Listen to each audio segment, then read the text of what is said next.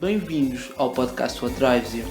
Aqui exploramos histórias, estratégias e ferramentas das pessoas que têm bem claro o que as move. Por isso, se queres ser uma delas, mantém-te por aí, porque a jornada vai começar. Olá a todos, sejam bem-vindos a mais um episódio do podcast What Drives e hoje vou começar por vos pedir desculpa pela minha voz, mas a verdade é que a entrevista que vão ver a seguir também foi gravada com ela, eu estou meio doente e portanto desculpem ter uma voz normalmente grave. Mas sem mais demoras, hoje temos um episódio muito especial, voltamos aos episódios em português e hoje com a Sílvia Coppi. A Sílvia é presidente do Movimento Educação Livre, além de ser uma especialista em mindfulness e coaching parental e além disso é também uma grande defensora dos direitos de educação, da família e de um tópico pouco falado em Portugal, o ensino doméstico. Ao longo desta nossa conversa nós falamos um bocadinho sobre o percurso dela, alguns mitos em relação ao ensino doméstico, o que é que isso tem e que impacto é que tem na comunidade, bem como a importância dos jovens terem uma maior liberdade de perceberem quem são e o que é que gostam de fazer. Eu espero que vocês gostem desta conversa. A Sílvia é sem dúvida uma pessoa incrível, podem segui-la nos links que estão na descrição e antes de irem, uma palavra de agradecimento aos nossos grandes patrocinadores, ao projeto Geração S+, um projeto que tem como objetivo fazer com que os jovens comecem a ter um estilo de vida mais saudável, porque nós sabemos que se nós começarmos hoje como jovens a ter um estilo de vida mais saudável, amanhã vamos ser jovens adultos mais saudáveis e mais felizes. Portanto, podem seguir também o projeto da Geração S+, nos links que estão na descrição. E sem mais demoras, eis a minha entrevista com a Sílvia. Olá a todos, sejam bem-vindos a mais um episódio do podcast What Drives You e hoje tenho comigo a Sílvia Coppi. Sílvia, muito obrigado por teres aceito o convite para falar comigo. É um prazer enorme poder estar. Eu gosto de pessoas que são profissionais naquilo que fazem e tu és basicamente uma expert na questão do homeschooling e é óbvio que vamos ter de falar sobre isso. Mas antes, a minha primeira pergunta era uma pergunta que não tem nada a ver com o homeschooling, nada a ver com a educação e tem a ver precisamente com o teu percurso antes de tu entrares para o mundo da educação. Ou seja, uma coisa que tu fizeste foi que tu estudaste na Faculdade de Belas Artes e acabaste por exercer museologia, se não estou em engano. E eu ia-te perguntar, não sei se tenho, acho que é assim que se diz, ia-te pedir que tu partilhasses comigo um bocadinho essa história, como é que foi essa parte da tua vida e porventura algumas lições que tu leves desse percurso e que ainda olhes e vejas no teu dia-a-dia. Força! Olá João, olha, muito obrigada por estar aqui a conversar contigo, muito obrigada pelas tuas palavras e obrigada a todos os que despenderem de um bocadinho de tempo a ouvir-nos e a ouvir principalmente este assunto que é um assunto que para mim é muito importante e que é importante fazê-lo ouvir. É o que me leva muitas vezes a dizer que sim a estes convites, é não ficar com estes temas só para mim.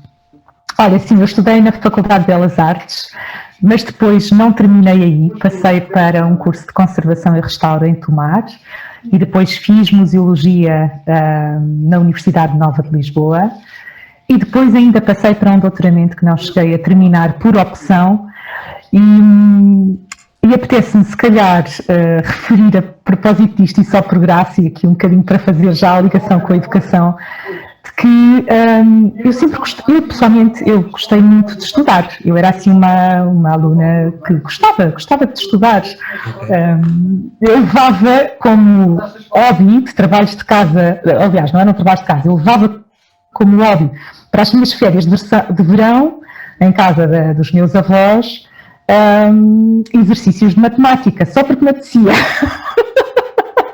Meu Deus. E portanto, não fiz qualquer outra coisa.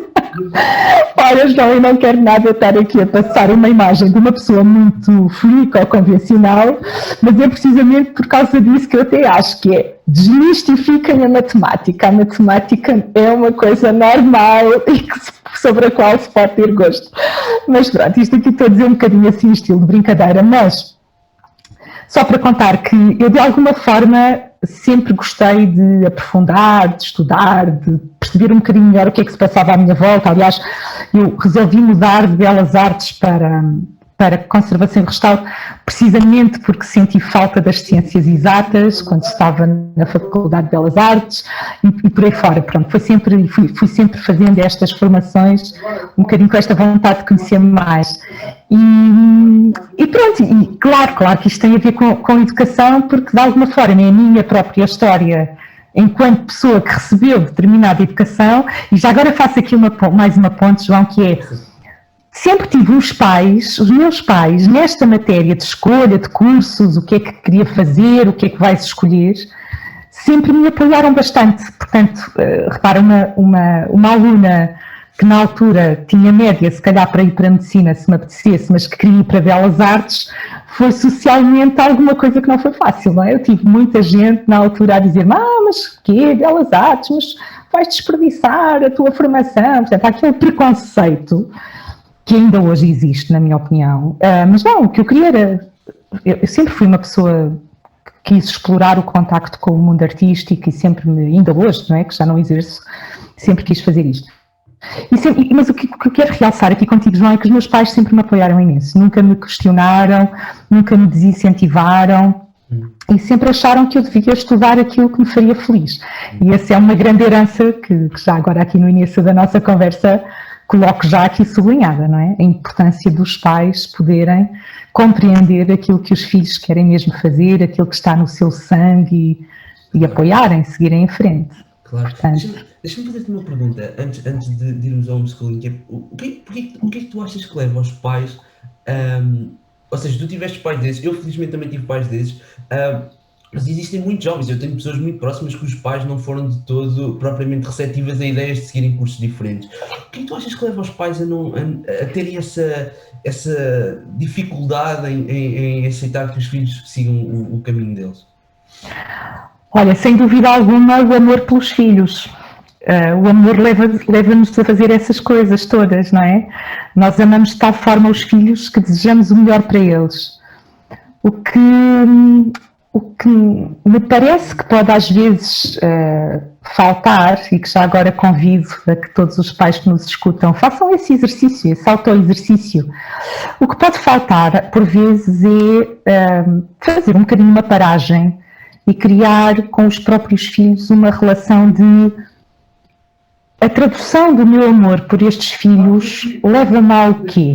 O que é que este amor traduz na minha vida concreta? E fazer este exercício mental e emocional de aquilo que eu projeto nos meus filhos como sendo o melhor para eles, eu não sei se será de facto o melhor para eles. Então, por que não também manter uma escuta sobre o que é que os meus filhos me estão a querer dizer sobre o que querem para o futuro deles? E eu acredito que provavelmente mais do que só fazer a vontade dos filhos ou só fazer-se a vontade dos pais é esta relação de contacto profundo que se promove em família, que depois dará os melhores caminhos. Claro, essa ideia de tradução do amor é excelente. Deixa-me aproveitar uma coisa. Eu durante algum tempo dei formação a adultos e uma das coisas que eu sempre ouvi foi esta ideia de que mas eu já não tenho tempo para mudar de coisas, já não tenho tempo para mudar de rumo, e a verdade é que tu és um exemplo de uma pessoa que claramente se reinventou. Aliás, tu neste momento estás a fazer investigação dentro da questão dos direitos humanos e eu ia-te pedir um bocadinho para tu partilhares comigo o que é que te levou a fazer essa transição, ou seja, como é que tu tomas essa decisão de ok, vou abandonar esta área, vou trocar, vou procurar outro rumo. Leva-me um bocadinho pelo percurso dessa transição. Olha, sem querer, as conversas são mesmo naturais e sem querer, de facto, a minha anterior resposta acaba por me dar o mote aqui para esta segunda resposta com essa pergunta. Em primeiro lugar, na altura, o primeiro pensamento para a mudança teve a ver com o meu amor pelos meus filhos, não é? Entretanto, fui mãe e não estou com isto a dizer que todos os pais tenham que se reinventar e os que não se reinventam não meus filhos, não é nada disso. Estou a falar do meu caso, cada caso é um caso, é bom sempre termos isto presente, não é? Mas no meu caso foi isso, não é? Eu sentia, eu adorava o que fazia, eu trabalhava em museus, eu tive o privilégio de sempre fazer o que gostava. Mas houve uma altura que de alguma forma senti que precisava de dar um pouquinho mais de apoio aos meus filhos de uma forma muito concreta e muito específica. E quando dei conta, isso estava-me a abrir caminho para uma outra coisa, que era ter que refletir sobre mim mesma, não é? Porque também eu não me queria anular enquanto pessoa, não é?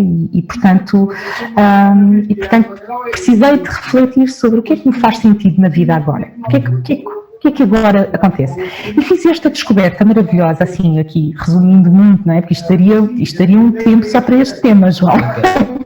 Mas resumindo muito, a dada altura lembro-me que tive assim um input grande, parecia que estava num outro momento da adolescência, mas igualmente saudável, no sentido em que, ok, eu tenho a idade que tenho, mas a idade não pode ou não deve condicionar aquilo que eu estou a ver no futuro, ou aquilo que eu vejo necessário, mais do que no futuro, era no presente. O que é que eu quero fazer agora? Foi a questão que eu coloquei há 6 anos atrás, 6, 7 anos atrás. E, portanto, isso deu-me assim um mote para seguir em frente. E a verdade é que hoje em dia, João, sinto completamente que estou tão a mais realizada do que estava na altura, sendo que na altura eu estava muito realizada, devo dizer. Portanto, não é uma questão de comparar se estou mais agora ou menos antes.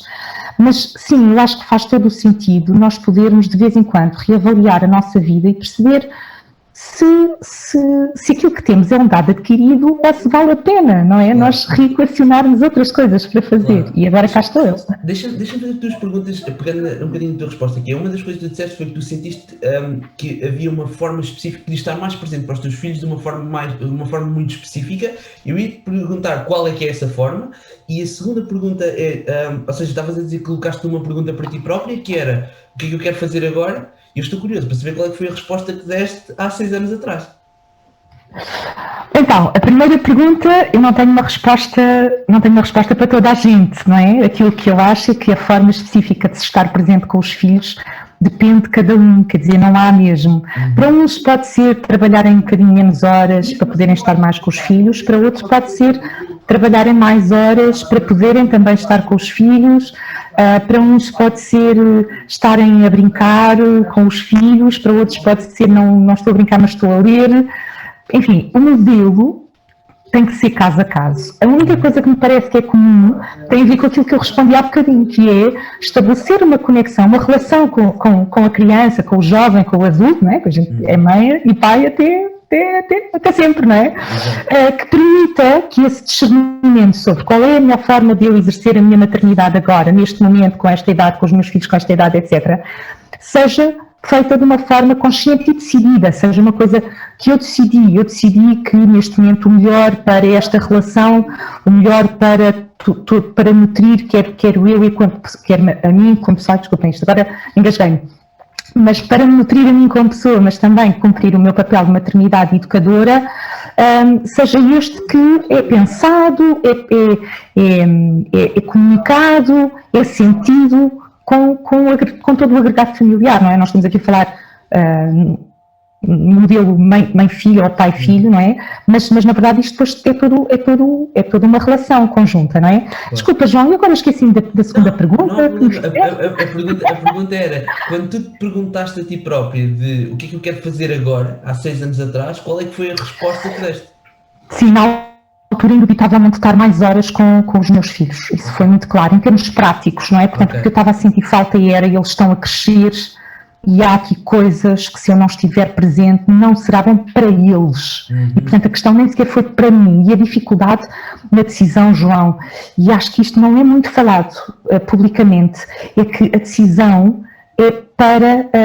a decisão tem que ser para mim, tenho que estar consciente para mim, eu não estou a fazer sacrifício nenhum, eu estou a fazer aquilo que faz sentido para mim enquanto pessoa, não é? Eu não me estou a anular enquanto pessoa, mas o primeiro clique foi eu a perceber-me que eles estavam a precisar da minha presença por motivos específicos e concretos.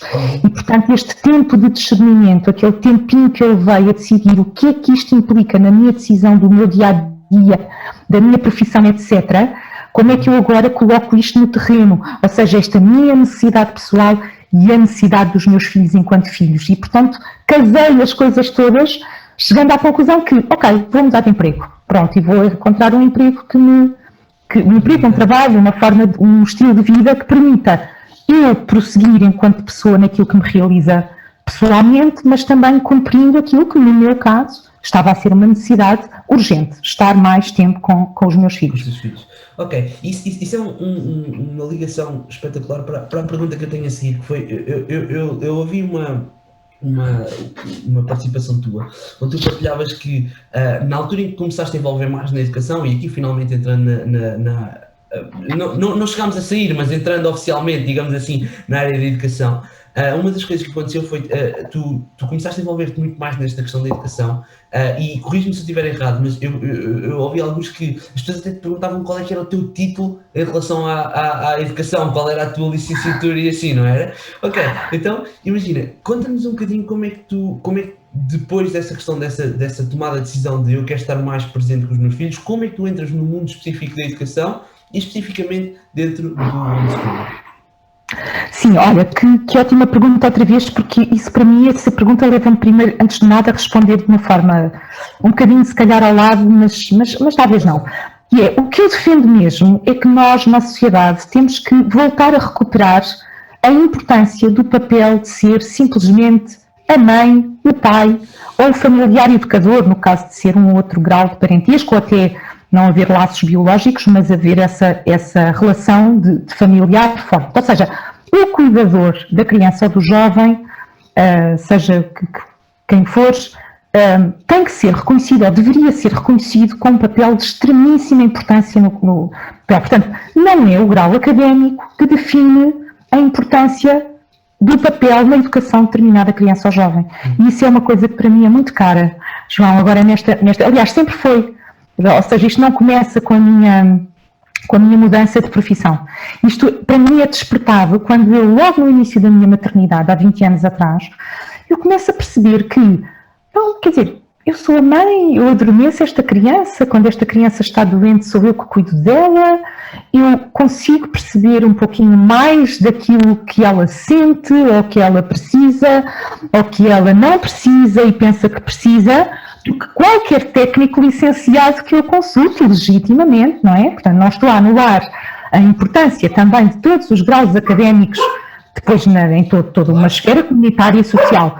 Mas este papel de mãe, de pai, de cuidador, tem que ser recolocado no seu papel. E muitas vezes, eu estou a referir-me a consultas médicas, escola, etc. Quando nós nos apresentamos como mãe, o nosso conhecimento sobre aquele ser tem que ser valorizado a ponto de termos uma licenciatura. Eu uma vez tive assim um pensamento que me ri comigo mesma e que vou verbalizá-lo agora, João, pela primeira vez, que é, um dia se me perguntarem qualquer coisa sobre isto, eu vou perguntar, então, criei a universidade para pais e mães e eu saio com um canudo que diz licenciado em mãe. Pronto, tudo bem. Agora a questão é, quem é que dá a formação para isso nessa universidade? Nós, as mães, claro. E os pais. Portanto, não faz sentido. Bem, isto só para brincar um bocadinho. Mas, portanto, eu acho que esta é uma questão extremamente importante para nós também olharmos para a educação com esta seriedade, porque depois quem é o lesado, se nós não olharmos para os pais e mães e educadores e familiares cuidadores nesta forma, é a criança, não é, que depois fica com menos uma pessoa a transmitir o que for necessário para o bem-estar dela, pronto. Claro. Já me perdi-me outra vez na tua pergunta, no entusiasmo. Mas não há problema, porque eu vou pegar na tua resposta e vou-te fazer uma outra pergunta, que é uma das frases, e nós estávamos a falar isso antes de começarmos o podcast, uma das frases que eu mais gostei, e eu gostei muito das tuas participações porque eu identifico algumas coisas, ou seja, apesar de eu não ter, e vamos chegar à questão do homeschooling, mas eu não tive esse percurso, mas eu sempre senti que a minha família sempre foi uma parte muito presente da minha educação. E uma das coisas que tu dizes que eu acho que é excepcional é falar de educação sem falar de família é um contrassenso, ok? E apesar de tu já teres começado a falar um bocadinho dessa ideia, eu ia te pedir para explorares um bocadinho mais. Porquê que é um contrassenso falar de educação sem falar de família? Então, a educação por si é aquilo que o ser humano recebe no seu contexto de vida, durante toda a vida, não é? Uhum. Ou seja, vai recebendo, não é? E vai recebendo, vai apropriando, vai assimilando, vai experienciando, e a educação é o que resulta disso, não é? A educação não é igual à instrução, não é? A instrução tem outra dimensão, e a educação é muito mais abrangente. Então, eu vou simplificar a minha resposta, João, mesmo, porque eu quero mesmo simplificá-la para chegar a toda a gente. Então, para mim é muito lógico, não é? A criança nasce numa determinada família, cresce numa determinada família, mesmo que não passe todo o tempo com essa família, todo o vínculo que existe de relação com essa família vai sempre ser o que mais condiciona aquilo que mais influenciará, aquilo que estará por detrás de toda a formação, não é? Daquele caráter, daquela personalidade que se vai organizando, que se vai gerando, não é? Que se vai construindo. E até estou a pensar nisto, João, ao longo de toda a vida, não é? 5, 15, 50 anos, 60 anos, não é? Nós estamos sempre com isto. E, portanto, para o bem e para o mal, o que resulta da educação de qualquer um de nós é sempre impactado pela influência que a nossa família exerce sobre nós, mesmo nos aspectos menos positivos, se a nossa mente nos quiser levar para aí, mas acima de tudo pelos aspectos positivos.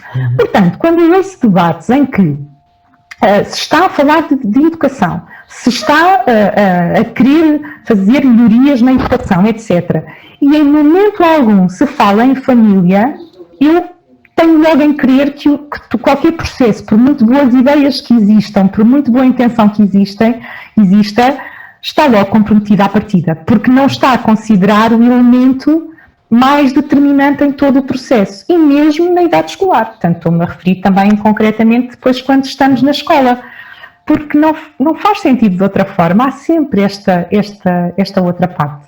Claro. E pronto, é basicamente isso. E sem dúvida, aliás, é uma coisa que tem acontecido, não é? É que cada vez mais a importância da família, para o bem ou para o mal, como estavas a dizer, condiciona-nos, não é? Aquilo que nós acreditamos numa série de coisas, numa fase inicial, porque os nossos pais disseram que assim devia ser.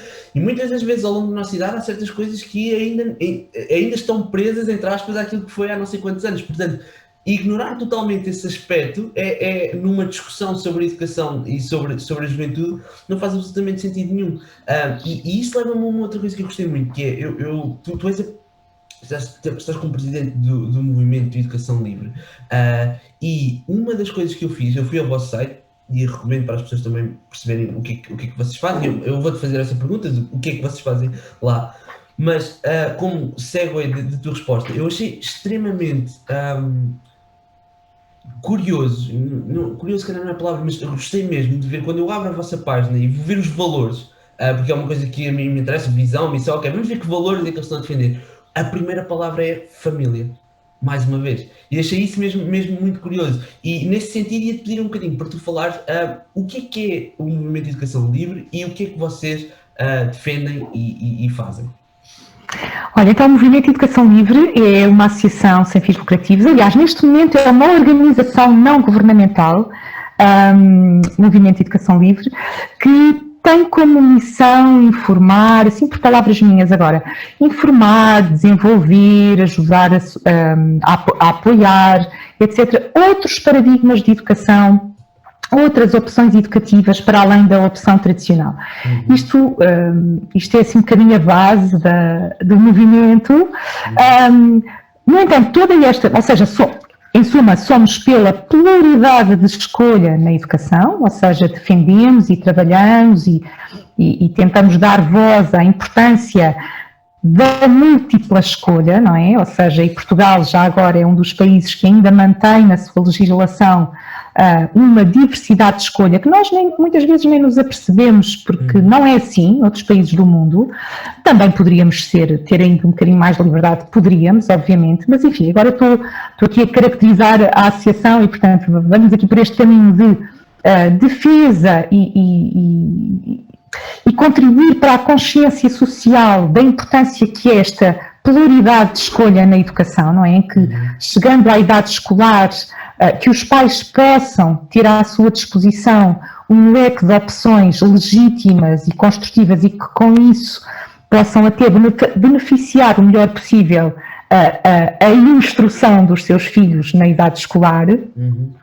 Mas também, com base nisso, temos sempre, ou seja, para chegar a esse objetivo, temos sempre como base esta ideia de que a família tem que ser o principal agente interventivo na educação dessa criança. E daí, esse primeiro valor ser a família, não é? Portanto, ou seja, mesmo quando a opção é uma opção em que a família não está há tanto tempo, como noutras opções, essa decisão foi tomada pela família, não foi imposta por terceiros.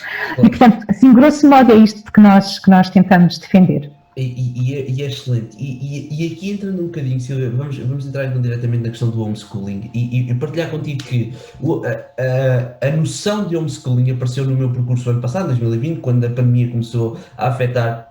E comecei a ver 2 ou 3 artigos a falar sobre isto, etc. E à medida que ia explorando percebi que era uma coisa que, por exemplo, nos Estados Unidos é um dos sítios em que se pratica, ou pelo menos da noção que eu tinha, era um dos sítios onde se praticava mais, mas nunca, por momento algum, sequer sonhei que isso fosse uma realidade em Portugal. Qual é a minha surpresa quando, antes do podcast, fazemos a nossa call e de repente percebo que o homeschooling em Portugal existe há 72 anos. Que é uma coisa que fiquei literalmente, ok, o que é isso? E portanto, para as pessoas que nos estão a ouvir e que não sabem o que é o homeschooling, partilha connosco um bocadinho qual é a definição e depois aliás, começa por partilhar qual é a definição e depois eu já te faço as perguntas do follow-up. Olha, a questão da definição é muito bem colocada, porque na verdade não existe assim uma definição consensual, sabes? Os próprios homeschoolers não têm uma definição. E eu fujo um bocadinho da definição legal, porque a definição legal é muito restritiva, embora a definição, posso mencioná-la, não é? A definição legal em Portugal é homeschooling, portanto ensino doméstico, é aquilo que é efetuado no domicílio do aluno por um familiar ou alguém que com ele habite. Mais coisa, menos coisa é isto. Mas o homeschooling é muito mais do que isso, não é? O homeschooling é esta opção educativa tomando como base, eu vou dar aqui uma definição livre, aqui muito, tomando como base o contexto familiar. É como se a família fosse o gestor pedagógico de todo o processo educativo da criança, não é? E, portanto, há uma comunidade por trás que não tem que ser necessariamente a escola e que é construída, não é?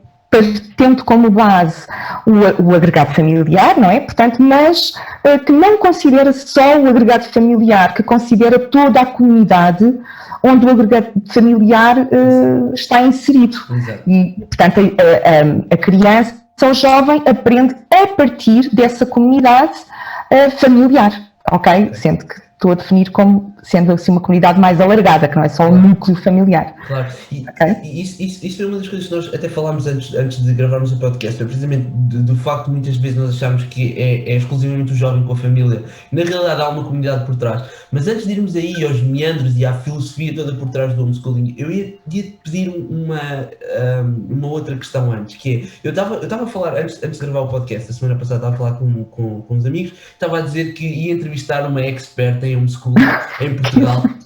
E a reação deles foi exatamente a mesma reação que eu tive, que é homeschooling em Portugal, mas isso existe. Eu disse, não só existe como existe há 72 anos. E eles tiveram exatamente a mesma reação que eu.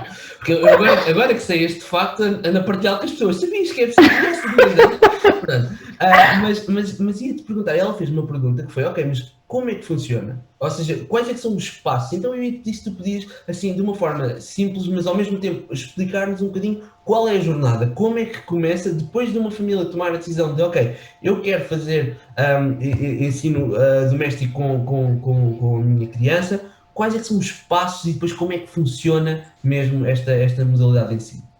Ok, então, mais uma vez, cada caso é um caso, não é? As famílias, o homeschooling é tão diverso quanto o número de famílias que por ele optem. Deixa-me dizer-te que o meu espanto, eu também só descobri que o ensino doméstico existia, só fiz as contas, não é? Eu sabia que era pai nos anos 40 do século passado, há relativamente pouco tempo, e portanto eu tive exatamente a mesma reação de entusiasmo que vocês tenham e que vocês tiveram, e devo dizer que como tenho muitas reuniões internacionais em defesa dos direitos da família, tenho outras organizações, eu agora também faço o mesmo que tu, João, também estou sempre a dizer, não, em Portugal já é há muito tempo, etc. Os próprios norte-americanos, que têm muito mais experiência da prática em si do que nós, não é? Porque apesar de nós termos isto previsto na lei, temos que reconhecer que somos menos experientes depois na prática, não é? Ainda que também já tenhamos uma prática de mais do que pelo menos 2 décadas à vontade. Mas pronto, este entusiasmo de facto é bom e eu acho que é sempre sentido. Agora, também dizer aqui que também foi mesmo não sabendo que já existia há 72 anos, também foi uma surpresa para mim enquanto mãe descobrir que havia esta opção em Portugal. E isso também se tornou para mim uma missão, João, porque eu de repente percebi que nós, pais, colocamos os nossos filhos na escola achando que a escola é obrigatório.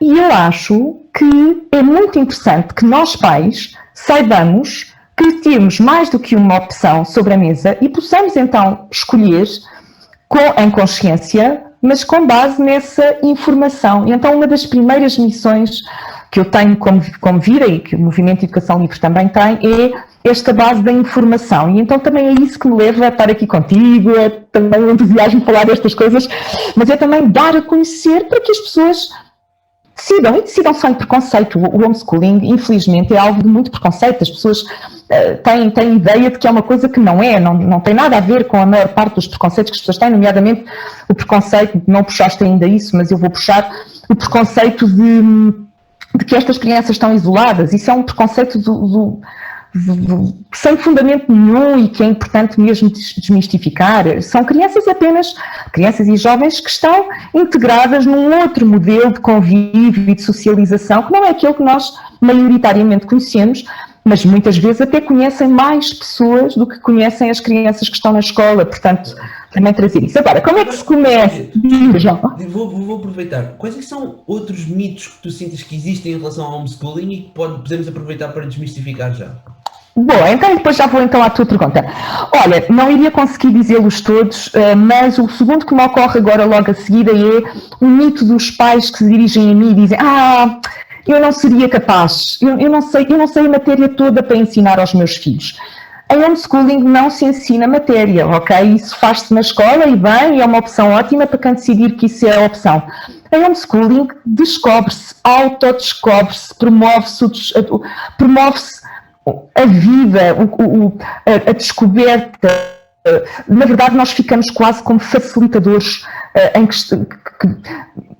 ficamos junto dos nossos filhos, não é? Para estimular a que determinada experiência de vida se transforme num momento de aprendizagem. Ou seja, ele já é por si um momento de aprendizagem e nós só lá estamos para lembrar, olha, já reparaste que aí... Exatamente. Portanto, o outro mito é eu não sou capaz. Bem, é um mito porque nós somos capazes a partir do momento em que somos simplesmente mães e pais ou cuidadores com o tal amor que eu falei há pouco, não é? Portanto, é isto. E depois vai-se descobrindo. Mais mitos. Olha, o mito de que somos todos hippies. Há um mito que somos todos hippies e recentemente também descobri o mito de que somos todos muito conservadores. De que somos todos muito... Portanto, há estes dois mitos quase contraditórios, não é? Há quem tenha o mito que vamos todos viver para uma quinta e andamos todos descalços, etc. E está ótimo. E também existem homeschoolers assim, claro. Mas é um mito que sejamos todos assim. E é um mito de que então somos todos numa casinha assim muito, muito tradicional, com o pai e a mãe e muitos filhos. E também existe... Sim, portanto, eu honro todas as famílias que correspondem a estes dois grupos aqui no nosso podcast. O que é mito? É mito catalogarem-nos num formato só, ou dizerem que nós somos todos iguais e que escolhemos o homeschooling por causa disto. João, tu com uma branca agora, não me estou a lembrar mais de são imensos. Mas está ótimo. Vamos retomar... Sim, como é que se começa? Exatamente, como é que funciona? Então, eu vou brincar, começa-se com imenso medo, com imensa insegurança, com imensas frases do tipo, o que é que eu vou fazer agora?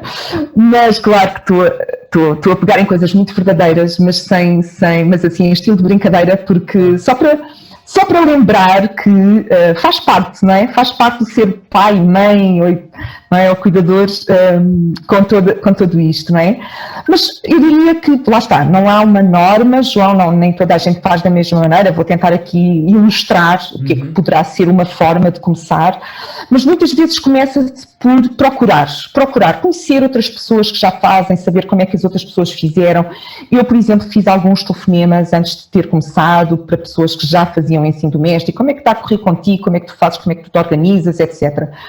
Hoje em dia há imensos recursos online, podemos explorar, há um bocadinho mais em língua inglesa, portanto convém às vezes explorar em língua inglesa, tentar encontrar como é que outras metodologias, outras formas de estar em contato, fazer algumas leituras, como esses autores, entre outros que eu te mandei, o John Holt, o Peter Gray, bem, enfim, nada disto está traduzido em português, portanto pode ser uma dificuldade para quem não leia inglês, mas enfim, mas a pessoa também, se começar a entrar em contacto com outras pessoas, rapidamente começa a descobrir.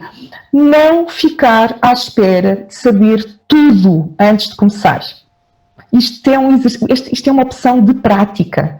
A gente começa e vai aprendendo e melhorando ao longo da prática. E vai ajustando. E vai, pronto. Depois uma outra coisa que eu ponho assim também ilustro, que pode ser útil, é organizar um calendário, não é? Organizar um calendário do que é que eu vou fazer com o meu filho, o que é que o meu filho vai fazer, em que grupos vou estar inserido, em que dias da semana vou estar inserido em alguns grupos com o meu filho, quais são os dias em que, enfim, vamos fazer um passeio, quais são os dias em que vou estar com um determinado grupo a fazer determinada atividade, qual é o dia em que ele vai praticar aquela atividade extracurricular que todas as crianças praticam e que se inscrevem. Portanto, fazer assim um calendário pode ser também uma boa forma da pessoa se começar a estruturar. E eu diria que depois é também criar este espaço com a criança e com o jovem. Agora estou a falar de espaço físico, não é? Criar um espaço físico em casa onde a exploração esteja ao dispor, onde a pessoa, o jovem ou a criança, e aqui, claro, depende muito das idades, não é? Mas pode explorar, tem ali 2 ou 3 materiais, tem se calhar um computador, se tiver, também não é fundamental que tenha, ok? Para ir ao Google, para ver um filme sobre um tema que interessa e começar a estruturar dessa maneira. E basicamente é isto, quer dizer, e depois o homeschooling vai se desenvolvendo assim, não é? Nós depois, sei lá, 2 ou 3 meses depois de experimentarmos uma estratégia, podemos ajustar, podemos ver, ok, isto não está a correr bem, aquela manhã que dedicámos para ir ao museu, afinal não está a correr bem naquela manhã, vamos trocar o dia, ou não está a correr bem com aquelas pessoas, vamos procurar outro grupo. Mas eu também acho que esta é a maravilha do homeschooling, é esta flexibilização, esta possibilidade. Outro mito, João! E como é que eu me ia esquecer deste mito? Eu não sou rica o suficiente para fazer homeschooling, eu não tenho dinheiro. Esqueçam! Eu sou mãe de filhos em escola e filhos em homeschooling. Mesmo na escola pública, gasto mais dinheiro com os meus filhos em escola do que em homeschooling. Porquê? Porque no homeschooling sou eu que decido o que é que gasto. E quando gasto, e se posso gastar. E no limite altero a minha dinâmica familiar. Eu não preciso de automóvel, por exemplo, para estar em homeschooling, certo? E portanto eu não preciso desse gasto.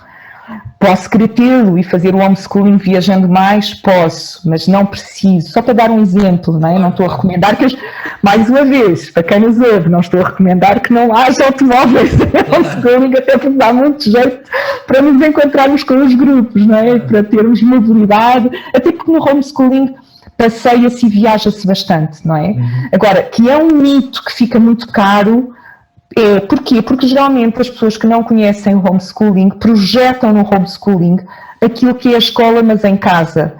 Em casa nós não precisamos de tantas despesas, não precisamos de tantos explicadores se o aluno tiver que recorrer a explicadores, não precisamos de tanto material como às vezes é importante que os alunos tenham, não precisamos dos livros escolares, não precisamos de uma série de coisas. Podemos decidir tê-los. Isso sim requer algum custo, mas não deixa de não ser um mito. João, desculpa lá. Não faz mal. Uma coisa que eu fui percebendo ao longo das nossas conversas, e mesmo aquilo que fui pesquisando um bocadinho para me preparar para a entrevista, é precisamente essa ideia de que o homeschooling funciona muito como...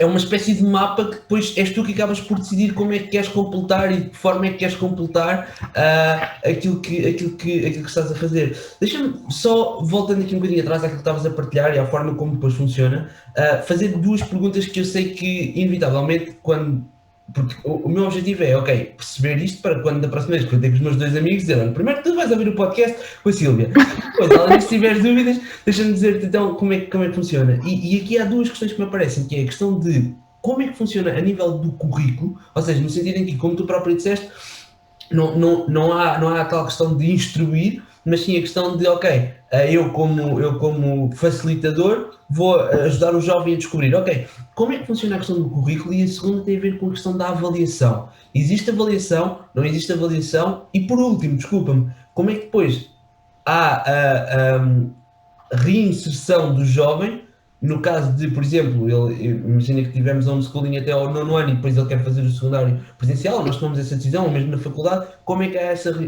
reinserção? Portanto, currículo, testes e a reinserção no sistema normal. Olha, João, então, o currículo que neste momento é obrigatório seguir em Portugal é o currículo nacional, portanto é exatamente o mesmo que é seguido nas escolas. Eu não resisto aqui a aproveitar o teu podcast, ok, para mencionar que é algo que é neste momento altamente restritivo para aquilo que pode ser potenciado em homeschooling, ou seja, o homeschooling permite esta flexibilidade ou flexibilização, ou deveria permitir, não é? Ou deveria ser compreendido isso na prática do homeschooling. Muitas vezes, devido a esse preconceito, que eu já mencionei, sofremos do preconceito de parecer que estamos a fugir ao currículo, mas na verdade o homeschooling é uma excelente opção para se enriquecer o currículo, indo ao encontro daquilo que são os interesses da criança. Okay? E que são as vivências naturais dela e que são as experiências dela. Mas, enfim, oficialmente o currículo é igual, porque eu sei que o motivo da tua pergunta é esse de informar. É igualzinho, portanto, temos que seguir as matérias que são dadas na escola. Podemos não fazer exatamente como são feitas na escola, e eu até acho que o interessante do homeschooling é não fazer exatamente pela ordem e pela... Não é, pronto. A avaliação para os homeschoolers é feita por exames na escola, portanto, nós em Portugal temos que estar inscritos numa escola portuguesa e, portanto, vamos no final de cada ciclo fazer exames de equivalência à frequência, ou seja, chamam-se provas de equivalência à frequência para alunos alunos externos, qualquer coisa assim, e, portanto, fazemos um exame por cada disciplina, o que é para nós também assim, um grande desafio, não é? Porque às vezes implica 12 exames em pouquíssimos dias, mas a boa notícia é que os nossos alunos, os do homeschooling, eu digo nossos, mas são todos nossos, safam-se bem. Pronto, desculpa lá aqui a linguagem descontraída, mas enfim. De qualquer modo, a avaliação é assim. Ou seja, acabam por receber notas iguaizinhas às notas que os alunos em escola recebem, só que essas notas são-lhes atribuídas através da nota que receberem nesse exame que fazem, então, no 4º, 6º, 9º, 11º e 12º ano. A reintegração na escola, obviamente, cada caso é um caso. Os casos que eu conheço, a começar pelos meus próprios filhos, são casos de excelentíssima readaptação, ou seja, geralmente, os casos que nos chegam são casos em que a reintegração na escola não só é bastante facilitada porque por um lado, do ponto de vista da socialização, esse hábito de se conhecer muita gente e de se estar em contacto com muita gente, quando se chega a uma escola isso não traz novidade, não é? Porque de repente já estamos habituados a isso, não é? E, portanto, pronto.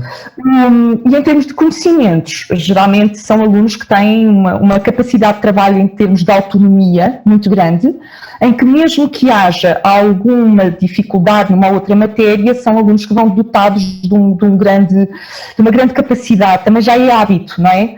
Como irem à procura, perceberem como é que se resolve aquele problema, etc.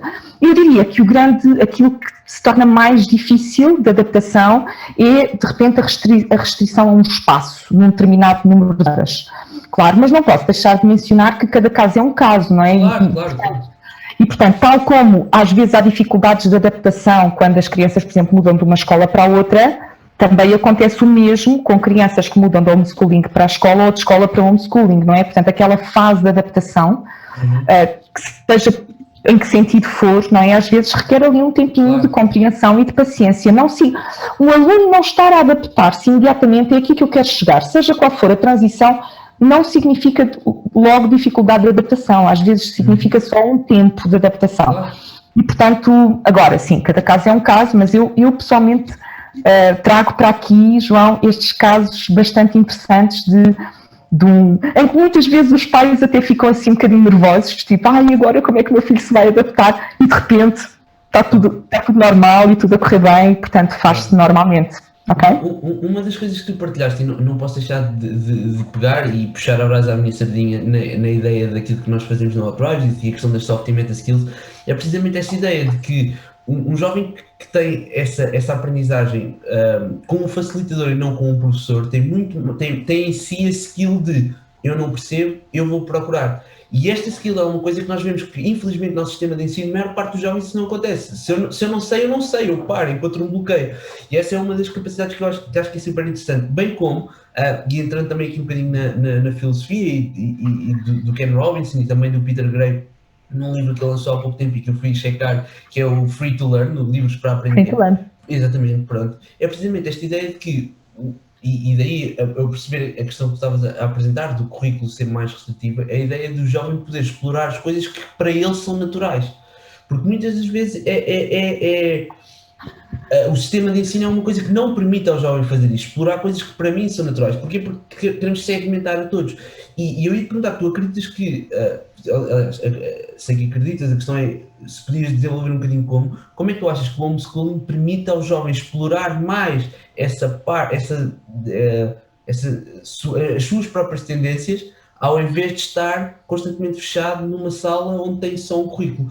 Fiz-me entender a minha pergunta. Eu acho que sim, porque partindo aqui de um pressuposto que eu acho que nós não nos apercebemos, nós, sociedade, não nos apercebemos, que é, nós naturalmente gostamos de aprender, não é? É uma coisa inata, é uma coisa natural. Se eu chegar a um sítio novo, se eu for a uma festa onde não conheço ninguém, eu vou querer aprender onde é que estão os pratos para eu me servir da comida que há, ou, sei lá, fazendo aqui um exemplo, eu às vezes trago exemplos assim bem simples. Mas basta seguir. Mas é só porque acho que ajuda a vermos a naturalidade disto, porque é uma coisa tão natural. Então, eu acho que esta sociedade escolarizada criou, isto não sou eu que acho, são esses autores, e até mesmo trazendo aqui o David Illich, também que tem um livro que rompe bastante aqui esta questão sobre a qual estamos a falar.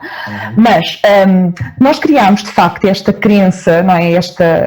É uma crença construída com base naquilo que nós conhecemos, não é? Portanto, é legítimo que a tenhamos, de que nós não gostamos de aprender, não é? Nós estamos rodeados de muita gente que tem este sofrimento de não gosto nada de estudar isto, não gosto nada, agora vou ter que fazer aquilo, agora tenho trabalhos de casa para fazer, não me apetece nada, etc. Porque, de facto, essas reações humanas, não é, estão baseadas numa série de pressupostos, e uma delas é o cansaço, é o excesso, é a obrigatoriedade de se estar a aprender uma coisa naquele momento, naquele dia, naquela hora, naquele espaço, para a qual eu não estou minimamente desperto. Porquê? Porque eu estou desperto em aprender qualquer outra coisa que está ao lado.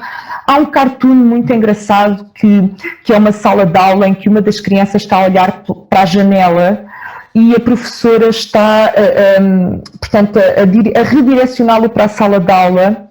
E eu trago aqui este cartoon porque às vezes é um bocadinho isso, não é tanto não se gostar de aprender, é mais, eu estou agora estimulado para aprender outra coisa que não está a ser potenciado porque eu sou obrigada a estar a aprender aquilo que toda a gente dentro da sala de aula está a aprender, em vez de estar a potenciar a aprendizagem para ali. Então deixa-me dizer, João, que uma das coisas maravilhosas no homeschooling é conhecer-se crianças de 6, 7, 8 anos que às vezes sobre algumas matérias sabem mais do que alunos do 10º e 12º ano, e olha que não estou a exagerar minimamente. Eu conheço crianças que têm conhecimentos de zoologia e de detalhes, sabes, sobre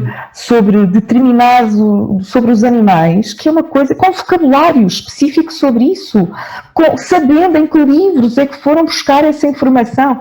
Que a pessoa fica de boca aberta, sabes? Tipo, uau, de onde é que isto vem? E, portanto, essa é uma das maravilhas do homeschooling, no sentido em que nós podemos potenciar isso, aquilo que está a ser estimulante para a criança. Porque também é importante, não é? Percorrermos por aí, isso por um lado. E agora vou dizer ainda uma coisa assim um bocadinho mais radical, só mais um bocadinho, que é, e porque também é estimulante percebermos que às vezes não há mesmo nada para fazer e não apetece mesmo fazer nada. E isso não tem rigorosamente mal nenhum. Faz parte. Uma criança que está um dia inteiro sem querer fazer nada não é, por favor, sociedade portuguesa que me esteja a ouvir, não é, per si, uma criança preguiçosa. É apenas um dia em que não quer fazer nada, porque isso faz parte. Porque é preciso repor energias, porque naquele dia o clima está mais virado para... Nós desaprendemos completamente, por exemplo, nos relacionarmos com a natureza. e desaprendemos completamente esta dinâmica de se está um dia de chuva, se calhar vou ser estimulada para outra coisa, que não seja propriamente ir lá para fora fazer ginástica. Mas se for lá para fora fazer ginástica, ótimo também, nada contra. Claro. Okay? Mas esta ligação, não é? Claro. É? Então, esses autores, não é? Esses autores que tu mencionaste, trazem muito, assim, resumidamente, isto para a mesa, que é atrevamos-nos a recuperar esta naturalidade com que a aprendizagem se processa, sem que necessariamente se esteja a dizer que estamos contra outros modelos de aprendizagem, que isso também é outro mito. Estar em favor de um não é estar contra o outro. É apenas e só percebermos que há modelos que nós não conhecemos tão bem, ou que muitas pessoas não conhecem tão bem, mas que resultam. Eu sei que nós já passámos a hora, mas vou só contar aqui um segredo. Vou contar um segredo para ficar a descoberto de toda a gente, está bem? Eu sou mãe de adolescentes. Um deles já é adulto. E eu posso dizer que é muito raro cá em casa eu viver a experiência de ter que obrigar alguém a ir fazer uma tarefa académica para a qual não esteja virado. É muito raro. E eu não estou com isto a ser exemplo para ninguém, isto que fique bem claro, não é? Eu só acho, eu quando digo estas coisas é mais porque acho que às vezes se fala pouco disto, não é? Fala-se pouco de, ou seja, massifica-se muito uma determinada tendência e a tendência de um adolescente nunca quer fazer trabalhos de casa está instituída na nossa sociedade. Isso não é verdade. Isso não é verdade. O adolescente provavelmente está saturado de tanto trabalho e chega a um ponto que rompeu com a sua capacidade e, portanto, tem que reagir e dizer eu não consigo mais, já não faço isto. A única questão é que o adolescente pode não ter o vocabulário, os meios de comunicar essa sua intenção da forma que permita que seja compreendido como deveria ser compreendido, não é? Mas muitas vezes é isto que se passa, não é? Muitas vezes é. Adolescentes, não é? Desculpa interromper. Força, João. Mas sinto aqui na obrigatoriedade. Imagina, há muitos jovens adultos e muitos adultos até que passam exatamente pela mesma situação. E nós temos esta ideia de que aquilo que estás a dizer, que ok, eu conheço imensas pessoas que estão neste momento na faculdade e que sofrem exatamente a mesma coisa, que é esta ideia de pá, não quer e é normal que não queira, é normal que um jovem não queira, é normal que o universitário não queira. Não, se calhar não é assim tão normal, não é? Ou seja, eu acho que quando tu estás a fazer uma coisa que tu gostas, inevitavelmente, claro que vais ter dias maus, claro que vai haver momentos, e isto só é a minha perspectiva, claro que vai haver dias maus, claro que vai haver momentos em que pode não te apetecer, mas tu tens de disciplinar por vezes a fazer. Agora, quando estás a estudar uma coisa que gostas, a maior parte das vezes tu vais querer estar envolvido com aquilo, não é? E aí, portanto, só aqui acrescentar que não só os adolescentes, mas também os próprios jovens universitários e jovens passam por isso. Sim, aliás, eu acho que em toda a vida nós passamos por isso, não é? E é um bocadinho contrário a este equilíbrio que tu mencionaste também, João, e eu só vou sublinhar. Não se trata de só se fazer o que se apetece, não é? Porque faz parte também da criação de um estado de maturidade, nós sabermos lidar com não me está a apetecer fazer isto, mas eu vou fazê-lo. Só que essa questão está dependente deste estímulo para o autoconhecimento. Para eu me conhecer de tal forma, não é, que não é alguém exterior que me está constantemente a obrigar o que eu tenho que fazer, mas sou eu que me autoestimulo para fazer. E quando há bocadinho eu contava este segredo, entre aspas, cá de casa, é precisamente isso que eu observo. É que até não me apetece fazer, mas eu vou ter que fazer. E por isso é que não há essa questão do termos que andar atrás, e agora tens que fazer e vê lá, e tens um teste amanhã. Eu não tenho isso, ok? Os meus filhos estão na escola, não é? Portanto, diz. Tu acabaste de dizer uma coisa, e mais uma vez, sou a querer contribuir também para a conversa, desculpa, mas tu acabaste de dizer uma coisa que para mim causa aqui um insight, que eu acho que a grande diferença está precisamente na palavra que tu disseste, autoconhecimento. Se nós temos uma tendência para o autoconhecimento, eu vou desenvolver essa habilidade. Não só essa, como a habilidade de ir procurar, de ir não sei o quê.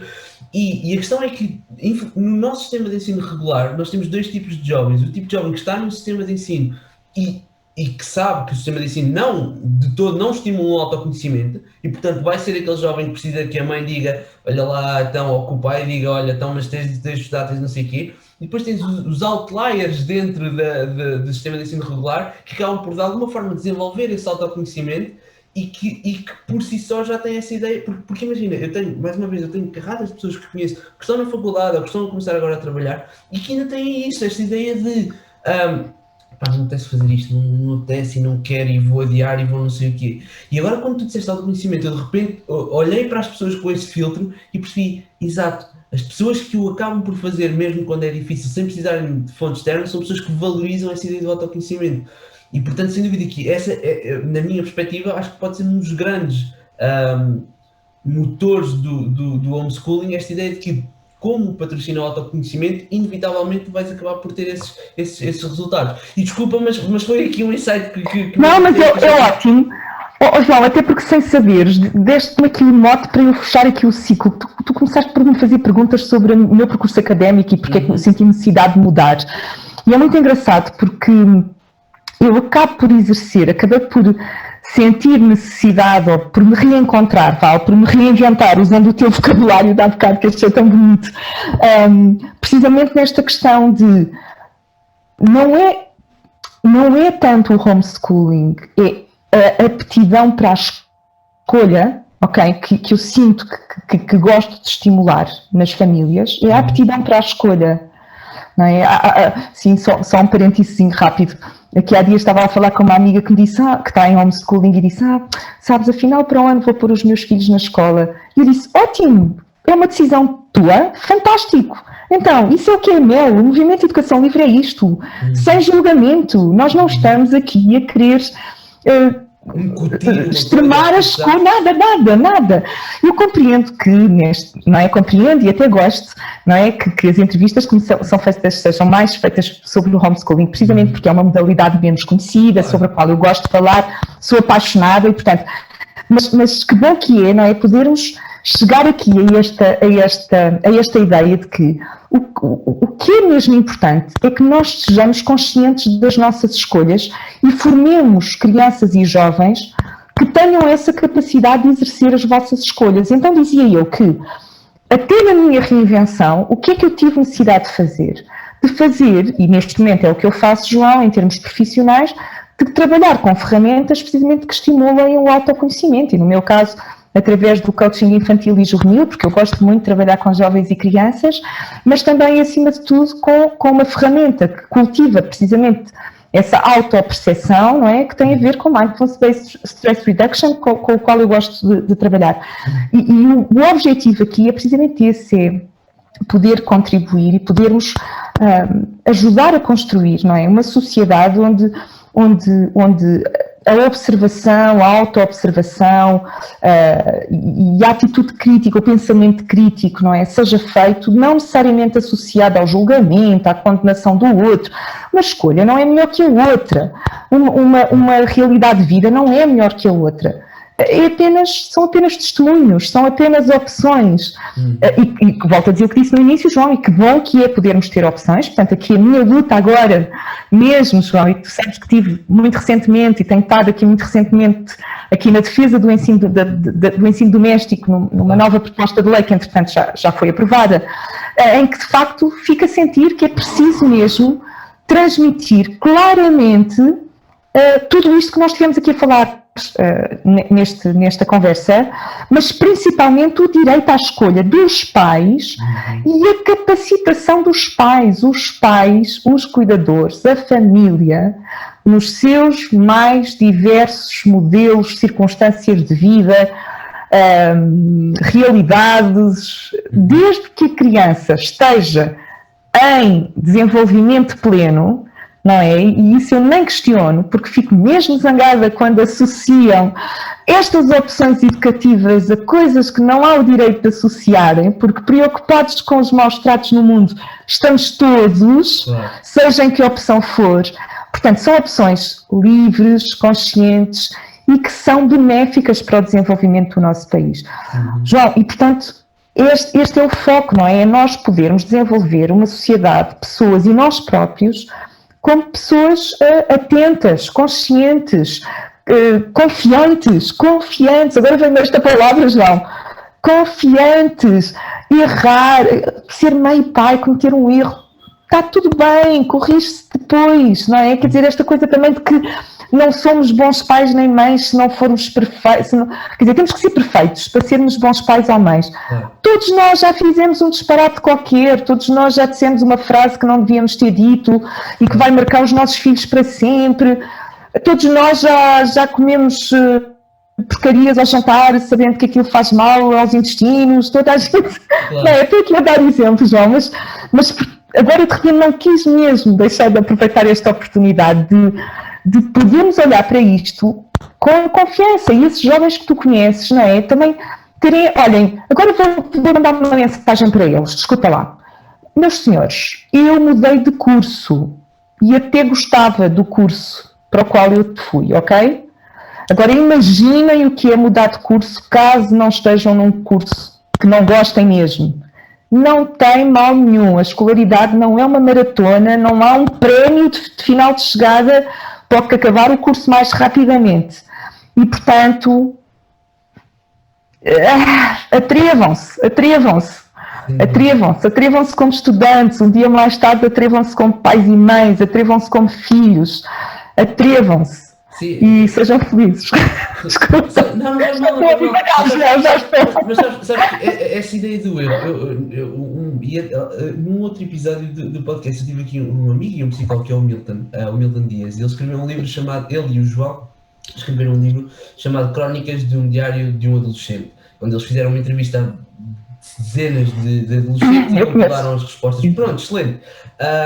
E o Milton dizia lá uma coisa no livro e que me marcou, que é desde muito cedo que a nossa ideia é apanhar uma cruz vermelha, não é? O erro está mal, mas a questão é que é o erro que nos permite crescer e, portanto, faz todo sentido. Silvia, eu tinha só mais duas perguntas antes de terminar. Força, vou tentar ser curta nas respostas. Tudo bem. Eu Tu partilhaste ainda há pouco que estavas envolvida num projeto precisamente com um novo decreto de lei sobre esta situação. Queres explicar mais ou menos o que é que está a acontecer e o que é que as pessoas podem fazer? Ou se há alguma coisa que as pessoas possam fazer para defender um bocadinho a vossa causa? Sim, então, o projeto já foi votado e já foi aprovado. Portanto, estamos à espera da sua publicação. Eu julgo que esta causa é uma causa contínua, não é? Quer dizer, isto agora foi um acontecimento muito rápido, muito que nos apanhou, confesso, um bocadinho de surpresa no que diz respeito ao timing sobre o qual foi feito. Isto, eu vou dizer, aqui em Portugal a grande necessidade que eu sinto em termos de apoio a estas causas, a este reconhecimento dos direitos à escolha, passa muito por uma ação mais, primeiro, de atenção, de atitude cívica, de atenção, o tal não julgamento, não é? Ou seja, percebam mesmo o que é que está a acontecer em termos de direito à escolha, e aqui estou a fazer um apelo às famílias, não é? O que é que está a acontecer? O que é que está a acontecer na escola do vosso filho? O que é que está a acontecer? Apelar a que isto seja feio, eu estou a ser um bocadinho abstrata, mas é porque eu acho que se deve mesmo começar por aqui. Mantendo uma atitude pacificadora, não é? Nós temos que acabar com esta questão de achar que o ativismo ou que nós só podemos melhorar o mundo se discutirmos com alguém ou se nos zangarmos com alguém. Lembrarmos que estamos todos do mesmo lado da barricada, não é? Quer dizer, nós não estamos numa luta frente a frente com ninguém, ok? Nós estamos só a querer nos fazer entender, nós não estamos contra o outro, nós estamos a querer fazer entender. Agora, em termos práticos, eu faço aqui um apelo, não é? Que se identificam com a causa da liberdade de escolha, pela pluralidade de escolhas, que se cheguem à MEL, que se associem, que apoiem estas estruturas associativas. O associativismo em Portugal é algo que sofre imenso de incompreensão, porque as pessoas estão sempre à espera que nós façamos tudo, façamos milagres sem termos recursos. E, portanto, as pessoas esquecem-se que as associações, na maior parte, são formadas por pessoas voluntárias, que têm tempo limitado para fazer esse voluntariado e que precisam de suporte, não é? De recursos, ou seja, de recursos, eu estou a falar de recursos financeiros, recursos humanos, etc. E, portanto, sentem aqui o apelo, associem-se. O melhor passo para ajudarem uma associação é tornarem-se associada, não é também é irem lá ajudar a fazer tarefas, mas as tarefas vêm a seguir, não é? E já agora, a nível europeu, João, faço aqui este apelo de que este movimento anti-direito da família é um movimento que infelizmente estamos a observar a nível europeu. É algo que está a ser comprometido noutras instâncias, não é? Está a ser mal interpretado. Estamos a sofrer muito este cultivo desta mentalidade de que a família não é boa o suficiente para cuidar das suas crianças e jovens. E, portanto, eu faço aqui este apelo a esta atenção. Existem organizações também internacionais que vale a pena estar atento. Nós trabalhamos com uma que se chama OIDEL, existem outras. Eu trabalho também com o Global Home Education Exchange, que é uma organização internacional, também precisa do seu apoio. Portanto, João, eu acho que o melhor apelo que posso fazer aqui é procurem, se se identificam com a causa, procurem uma associação com a qual se identifiquem, inscrevam-se, paguem a cota e apoiem nesse sentido. E claro que eu faço aqui um apelo específico ao Movimento de Educação Livre, não é? Que é... Pronto, mas este é o primeiro passo, sim. Nós depois deixamos os links na descrição. Sílvia, muito obrigado. Últimas duas perguntas. Primeiro, se as pessoas quiserem entrar em contato contigo para qualquer questão em relação ao homeschooling ou em relação à família, qual é a melhor forma de o fazerem? Então, eu não falei aqui muito, não é, sobre isso, porque a conversa, e bem, foi mais para a minha atividade ativista, mas se quiserem entrar em contacto comigo, poderão aceder ao meu site, www.descobrimos.com, aí tem um bocadinho mais os meus serviços enquanto facilitadora, não é, enquanto Mindfulness Teacher e enquanto consultora de educação em família. Se quiserem entrar em contacto comigo, por aí é uma boa forma, ok? Se quiserem entrar em contacto com o movimento, aí poderei não ser eu especificamente, não é? Somos uma equipa alargada e, portanto, o site do Movimento de Educação Livre, portanto, se fizerem uma busca em www.educacaolivre.pt também chegarão lá. Nós deixamos os links. São as duas melhores formas. Ok, nós deixamos esses links todos na descrição. Sílvia, mais uma vez, muito obrigado. Vou fazer-te a última pergunta, que é a pergunta que está no meu podcast, que é What drives you? O que é que te move? Olha, movem-me pessoas como tu, João. Move-me estar com olhar assim para pessoas e sentir que vale a pena, que cada um de nós tem algo específico, concreto, irrepetível para fazer no mundo, sobre o qual nós não podemos deixar de agir. Move-me, no meu caso, desejar que os meus filhos tenham um mundo livre de escolha e que esse mundo livre perante a escolha comece já hoje. E move-me que as pessoas olhem para as famílias, para o valor da família como um valor que tem que ser reposto, como um valor indiscutivelmente necessário para o bem da felicidade de nós todos. Nenhum de nós consegue ser feliz se não estiver harmonizado com a sua família, mesmo que seja só na qualidade de filho ou filha, não é? E não posso terminar dizendo que abraço todas as famílias do mundo, seja em que modelo for, seja em que número for, estejam onde estiverem, seja com as dores e as alegrias que estiverem, meu abraço vai para elas todas, em particular para as que estão nesta luta. Excelente resposta, Sílvia, muito obrigado, foi um prazer. Obrigada, João. Aos que estiverem a ver, já sabem, nós vamos deixar os links na descrição para todas as fontes que a Sílvia falou. Passem por lá, sigam o Movimento de Educação Livre, sigam, como é óbvio, o site da Sílvia e já agora, se puderem, deixem uma avaliação na vossa plataforma de podcast favorita aqui para o nosso podcast. Vemo-nos para a próxima semana para um próximo episódio. Até breve.